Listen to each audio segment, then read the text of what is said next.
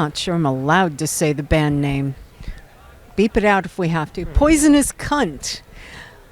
How did that come about? What, the name? Yeah. Specifically?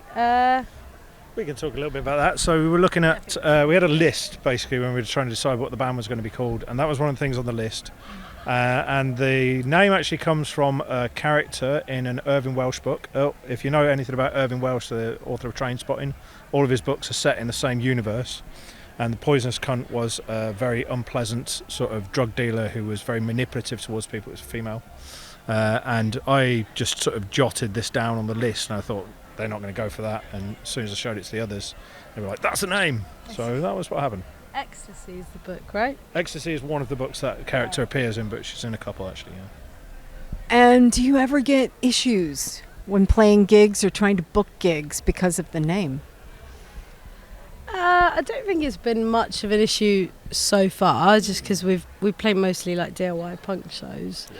My mum did tell me we should change the name if we ever got an offer from something big.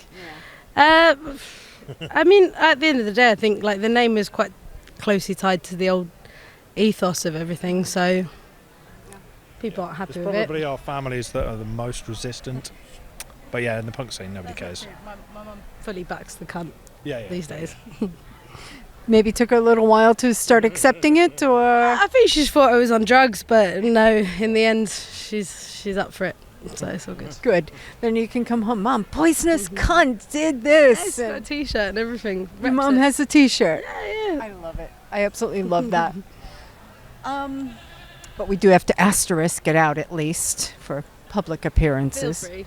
Yeah, because the Americans don't like the word. To be honest, if it's worth talking about, as you've asked us two questions about, I think the word cunt is taboo for misogynistic and sexist reasons, and in the way that language is often contentious and people try and reclaim it in whatever the way they want to, choosing a name such as Poisonous Cunt was a way to just sort of say the worst about yourself before someone else could.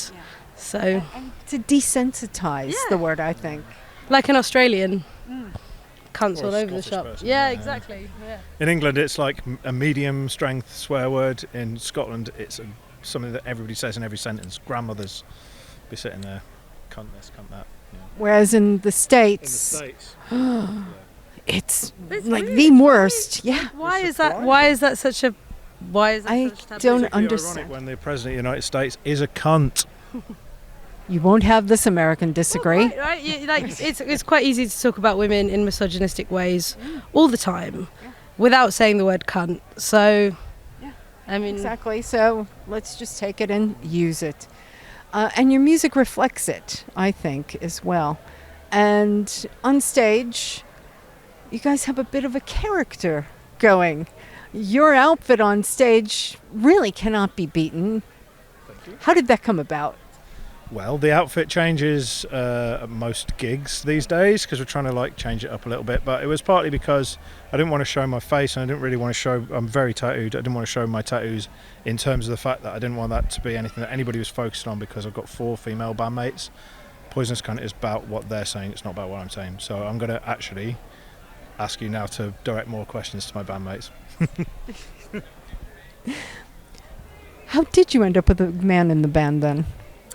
Was it just whoever was good got in, or? it wasn't thought out so much. Like a lot of interview questions ask us about what the purpose was or what our politics are, and none of this was forethought. I literally just was getting drunk and had a lot of things to say, and was harassing a lot of people I knew to play music with me in some capacity or another.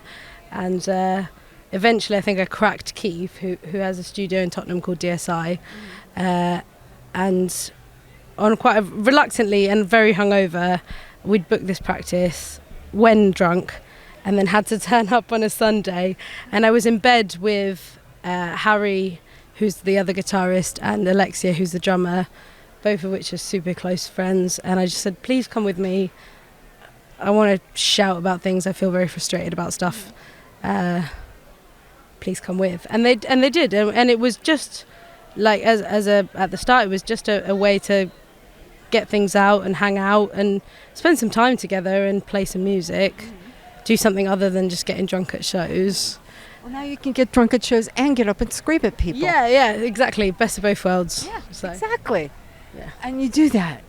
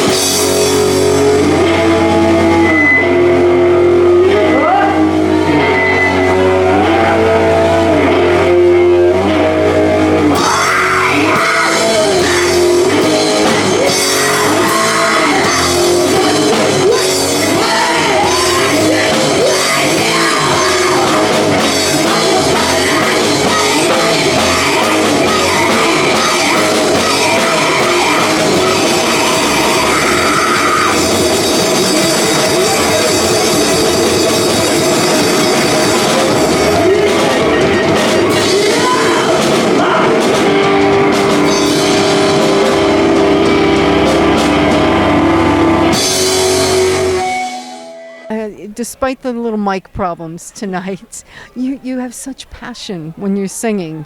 Your face, it really shows, that you're really into it. And what drives you? Is it just you want to get things out and you want to talk about it, or you just love the music, or something else, or all of the above?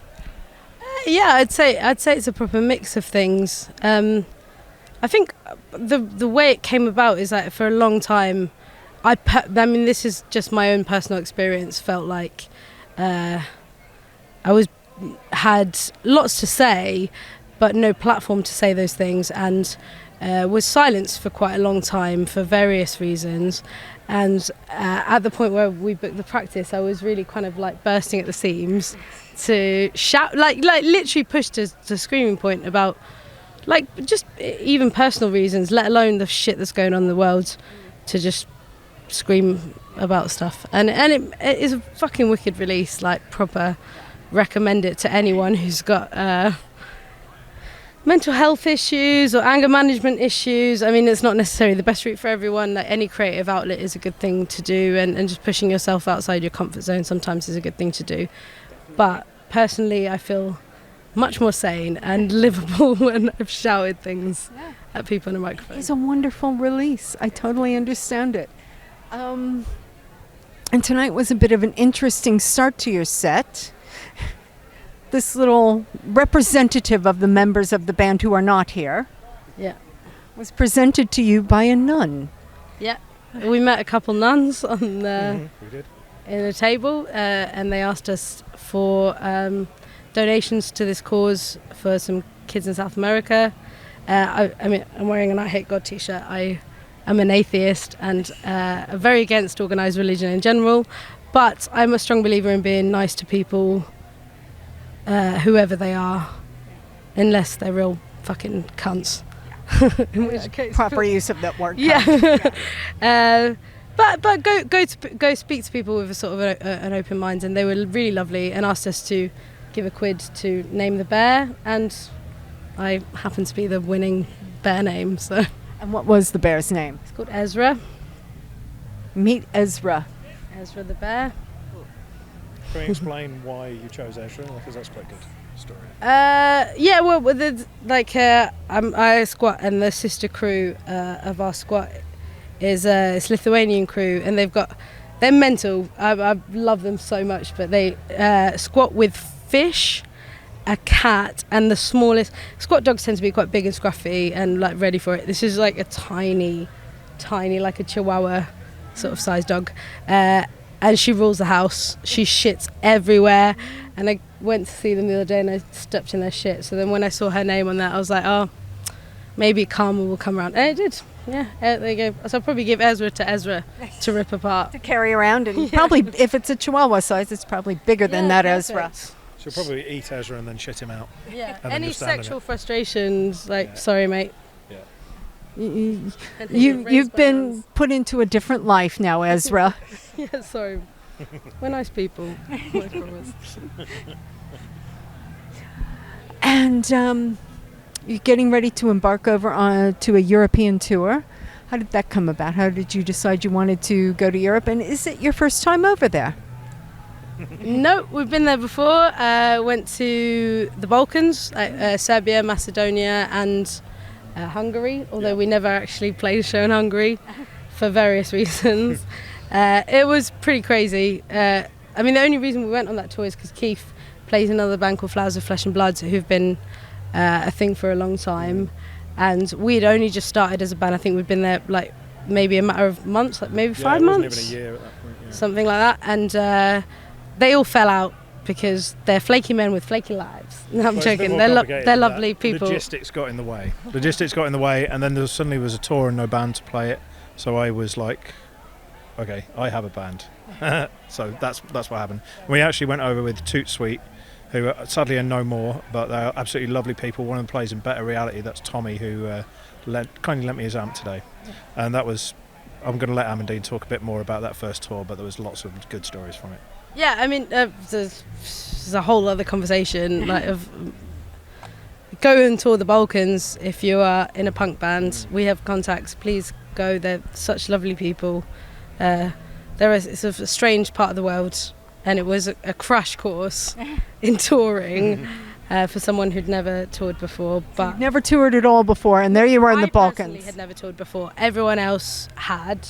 Done bits and pieces. Yeah, in other bands, but as a band we'd never done it, and I'd never done it. It was fantastic, and we just thought like we've got this album coming out, and been wanting to play in Europe for a really long time.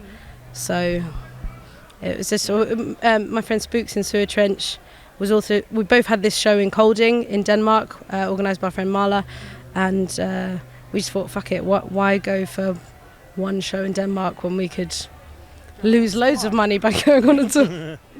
That unfortunately is the reality, but it's worth it for the experiences. Yeah, definitely. Well, it's like a cheap holiday. You pay some money out of your own pocket, but you're going to have a much, much better time. You're going to go with all your mates. Everybody's going to have a good time and meet some interesting people. And we're going to Denmark, Holland, Germany, and Czech Republic. And we might, if we manage to sort of squeeze one gig in on a day off, it's possible that could be in another country as well. If we get 5 countries, we're going to be happy. And how long is that lasting? Is that 2 weeks or? It's 10 days. Yeah, it'll be 10 days, 5 countries. I like that. That's going to be a marathon, but you're going to have an amazing time. Yeah, you know what? Like we've got stamina on our side. Keith's like a tank. You don't hit it quite as hard as we do, but No. that's because you've done it already, and you could do us if you wanted to. Yeah. And often, actually, you're the last to laugh because Yeah. we break ourselves. And somebody has to drive, so I'm going to do some driving with some of the guys from Sierra Trench, but at least I've got other people to take a bit of that burden, so I will also get very drunk. Watch out, Germany. Uh-oh. Hope you got a lot of lager. And they do. Those giant steins. Yeah, that'll be very good. And if people want to buy your material, where can they find it? So the only thing we have currently, I don't know when this is going to be online, but we had an EP which we recorded and released really, really early on, just to have something to show people. We've been working on an album which we recorded in April last year. Okay. So it was a little while ago, but it's been a proper labour of love, and it was a bit unusual to just have an EP and then come out with an album straight off the bat of that. Yeah. So I think it's a good thing that we've spent quite a long time fine-tuning bits and bobs. But that should be out in the next few weeks, Okay. so really not very long. It's a full-length album, there'll be vinyl. Buy it, please. Yeah, it's going to be on a number of record labels, including Pumpkin Records, Hell Hath No Fury, Made in the Meth Lab. Pumpkin and Hell Hath No Fury are based up here in Manchester as well.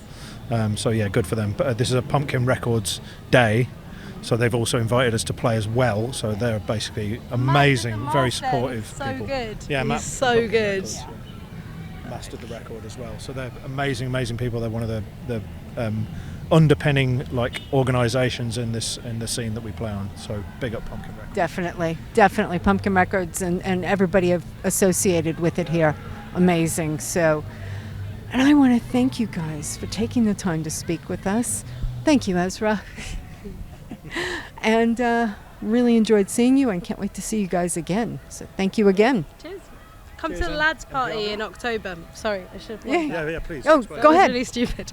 Part of a lads, a collective of women who do a zine called Lads, women, non-binary people, and there is a party in October. Fuck, I wish I could remember the day. October the 19th. 19th, and we're going to squat a building, and it's going to be a huge experience, immersive stuff. Come and see what the women in your scene have to say about life. Yeah, that was really shit. No, that wasn't shit. That is But come perfect. to that party, it's going to be amazing. It'll There's be a in lot London. of work. We'll be in London. A lot of work into Details it. TBC. London, women talking about ourselves and talking about who we are. I love it. That should have been mentioned earlier. Sorry. Yes, Ladzine, we got that. Great. Thanks again, guys. Brilliant.